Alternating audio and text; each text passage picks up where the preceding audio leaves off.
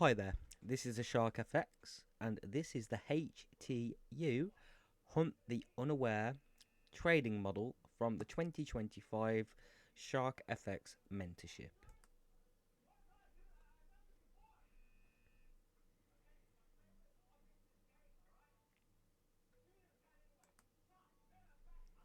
So, understanding the HTU trading model. What exactly is HTU? So, HTU was a course that was released on November 2024 by obviously myself, the Shark FX. And in this course, that we cover certain dealing ranges, driving swings, market structure shifts, and range confluences. So the HTU trading model is range theory trading. It involves measuring liquidity sweeps, dealing ranges, and full range OTE legs. HTU incorporates the following: a dealing range confirmation with a valid set of liquidity taken, a driving swing 50% to 25% alignment, and Fibonacci confluence between dealing range and throat.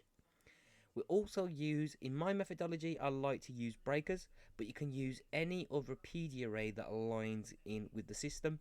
And lastly, we need internal range liquidity zones. Okay. So everything is measured by range only, and if the conditions don't match, then you simply do not have HTU. So understanding the HTU process flow. So here is a step-by-step progression of which order you should be trading in and which order you should be following the system in. Okay, so HTU setup requires every step to be followed in order. Skipping any step will cause the setup to fail. So the following must happen. Major sets of liquidity must be mitigated. That means we must have a dealing range confirmation, and then we would look for our HTU alignments by measuring the Fibonacci's with the driving swing quadrants. Okay, so first of all, we need the driving swing quadrant, and we need to be looking at the 0.25 and the 0.5 levels. Second of all, we need to be looking at the dealing range OTE and the throat, which is the full range OTE alignment. And we want to see the 61 or 78 aligned with either the 25 or 50% of the driving swing. So once we've got those alignments, simply we have our process, okay? And if we do not have the alignments, if we do not have both of these alignments, then we can also use a PD array too. As long as we have 3 alignments inside this driving swing, 25 and 50%, then we have an HTU model. So using a top-down analysis, we would look for any PD array of 50% or 25% of the alignment. And for number 4, we'd hunt the nearest internal range liquidity at or above or below the equilibrium point of that drought, which is a dealing range OTE. Okay. So, understanding liquidity sweeps in trading. So, understanding the key liquidity zones. What are they? So, you've got yearly, quarterly, monthly, weekly, daily, sessionally, and also candle range theories highs. So, we could look at an hourly candle or a 4-hourly candle and basically trade the highs and lows off that. So, simply just look for a liquidity zone and then just see how it reacts. And as we break through that zone, then this becomes the dealing range. Okay, so what is the difference between a dealing range and a driving swing? So that is quite simple, to be honest, and all it is we're looking for a liquidity sweep for a driving swing, and then we are looking simply for a displacement leg, a market structure shift for a dealing range. Okay, just as the examples show here. And we must have a driving swing and dealing range in play for our range confluence. So, understanding the driving swing quadrant levels, it is important we only focus on the 0.25 and the 0.5 of the quadrant. Anything else is unnecessary. So, the driving swing quadrants mark key price levels, especially when we're defining the swing of the quadrant. So, for optimal entries where there is alignment of OTE, then that's where we would look to actually place our orders.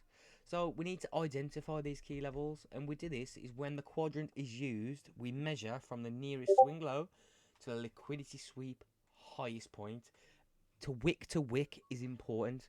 Now we can use body to body, but only if the wicks are not aligning, okay? So then once we've got that wick to wick point on the quadrant, this is only when we'd use our fib on a full range OTE and a drought, which is a dealing range OTE. Okay, so all a drought is, a structured full range OTE is a float. So obviously a float is just a certain amount of time, such as a session, a day, a week, or so on. Okay, and obviously the dealing range is just the dealing range OTE.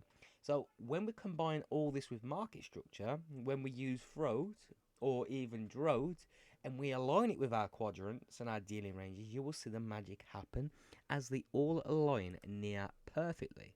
Okay, so the important information for the Fibonacci, okay, and that is we have number one, the Fibonacci retracement levels naturally align with major swing highs and lows. The very point where the driving swing typically occurs, which is inducement swings, are engineered moves that lure traders into positions before the market reverses. Since Fibonacci tools are anchored to these swing points, their levels often coincide with areas where liquidity is created and targeted by the larger players.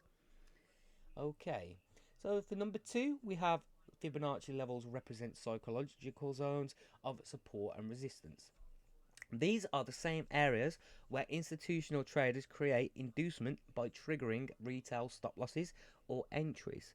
As a result, price frequently reacts at Fibonacci levels, making them hotspots for inducements, based reversals, or continuations. Okay.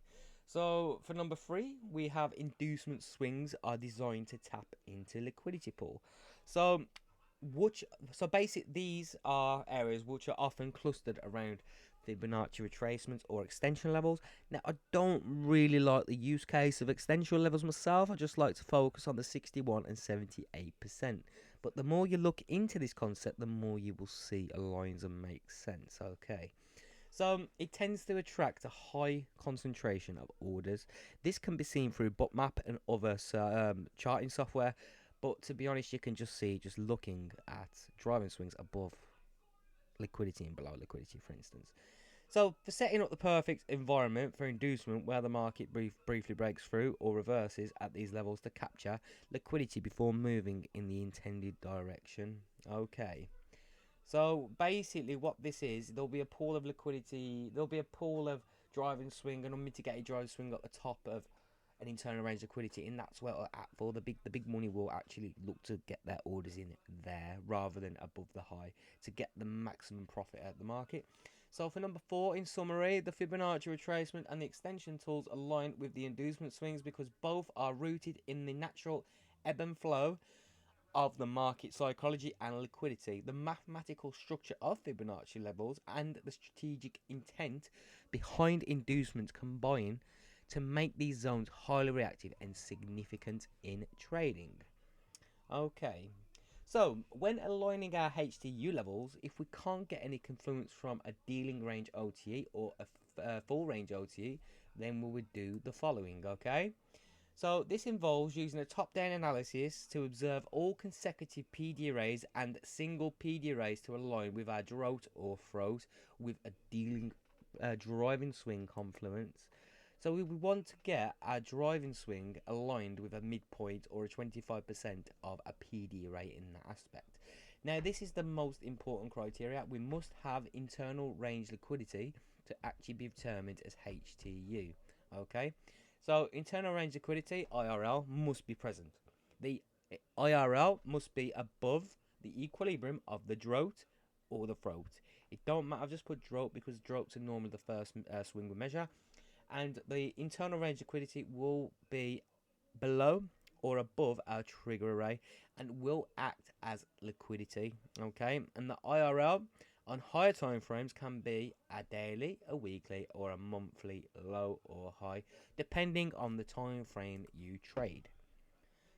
So for the HTU process, what we're looking for is first of all a major pool of liquidity taken. So as you can see here, you've got a daily low candle here, and that was taken here, right? So the second thing we're going to look for is our driving swing. So on the daily chart, we've got from this high down to this low, okay? From there to there. As you can see, the 50%, oh, let's just get that right. As you can see, that 50% is just lying there, okay?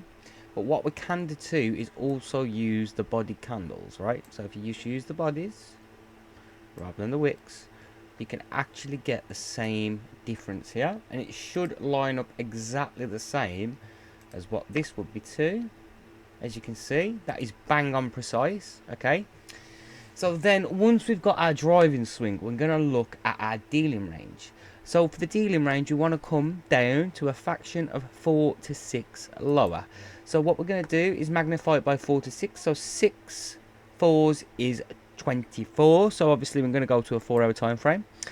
And what we've got here is this range here. So what we're looking for is as the market breaks through the highs, like here and here, where do we turn? So we turn here. So this is really important. So what I'm going to do now is just measure this range here. I'm going to start with wick to wick just to make sure, okay? So on the wick to wick, we can see a bang on 50%. But just to get more clarification, we're just going to see if we can actually get the same process here. As you can see, the 50% is still aligned, whether it is the body or the wick. Okay, so that is still one confluence of a fib. We've still got the 50% there, okay? But this is where things get spicy and tasty. So what you're going to see now is obviously June starts here, okay? So I'm just going to put a vertical line just there, just to state exactly where we started that month, right? So we're going to go right, just round about there, for instance. And obviously what we've got is this low up to this high. But notice how this is a new month, okay? So we want to focus on this high and this low. So what I'm going to do is use this here, there to that. As you can see, we've got the 61 there, but if we just use the bodies rather than the wicks. Okay, that's better. So now what we've got here, right, is this point here, the 61. And notice this midpoint. Now, it's not bang on correct. Like, it's not going to be to the tick. But it's still in our OTE area on the throat concept. So throat is basically a session OTE, a daily OTE, a weekly OTE, a monthly, a quarterly, a yearly. It's just a fragment of time of a specific range, okay? So obviously, look what's happened at this area. We've come into the 50% and now we are retracing. So this would be a HTU concept in our last condition, because we've got, I'm just going to explain to you now, even though the throat concept isn't aligning, we can also use one more concept. And what that is a PD array. So I'm going to use both the consecutive inversion fair value gaps here, and there isn't one there for now. So what we're going to do is just move this up to the inversion fair value gap, and there we go, a perfect confluence. So we've got the confluence of our driving swing, we've got the confluence of the dealing range, and then we've got the confluence of the PD array, okay? So if you've not got the confluence in full range OTE, just look across the charts and see if you can actually see a PD array confluence combined in there. So what you can see here is 3 alignments. This is what I call the Shark FX trigger array, which basically means we've got 3 concepts in our directional bias and to our understanding of the model.